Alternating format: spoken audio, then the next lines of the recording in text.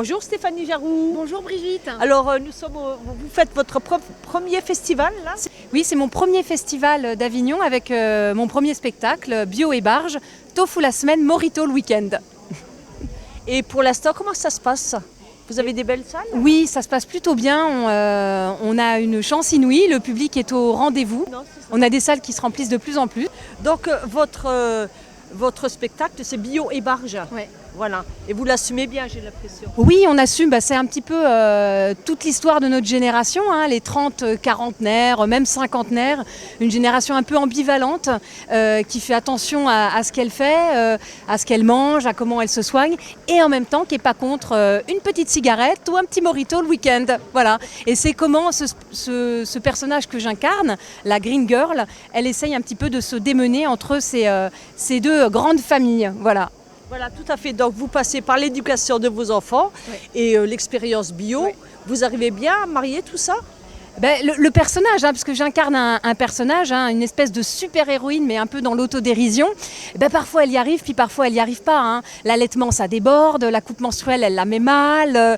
Elle essaye la communication non violente pour l'éducation de ses enfants, mais bon, finalement, elle finit par se mettre en colère assez vite. Voilà, c'est tout ce que ça raconte aussi. On essaye de faire des efforts, et puis parfois on n'y arrive pas, quoi. Voilà, d'accord. Et vous privilégiez effectivement l'efficacité pour obtenir un résultat très pratique. C'est vrai, c'est vrai. Voilà. Le personnage n'hésite pas à aller à un cours de Zumba pour faire tomber sa coupe menstruelle. Ouais, elle est comme ça. Elle est un peu fofolle, mais en même temps, elle trouve des solutions à ses problèmes. Voilà, écoutez, et puis vous avez un épisode dans votre spectacle, mercredi. Ah, c'est mercredi, t'es puni. Oh là là là. Ça vous rappelle des souvenirs, Brigitte? Exactement. Oui, ça rappelle des souvenirs à beaucoup de mamans et même de papas. Effectivement, mercredi, t'es puni, ça raconte le mercredi des mamans quand elles se tapent toutes les activités des mômes, le dessin, la poterie, le poney, sans oublier les médecins qu'il faut aller visiter, les devoirs et les lave-linges à débarrasser. Voilà.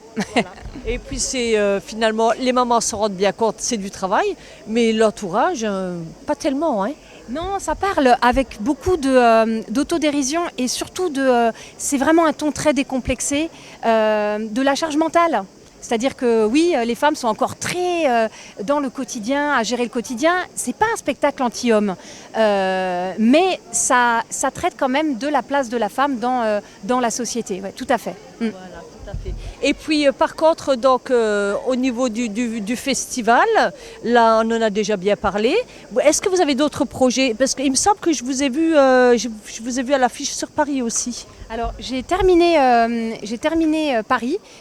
Maintenant le spectacle va partir en tournée. On reviendra à Paris en 2020. Voilà, pour l'instant on n'a pas encore la salle, mais on reviendra à Paris, oui, ça c'est certain. Et je referai Avignon l'année prochaine.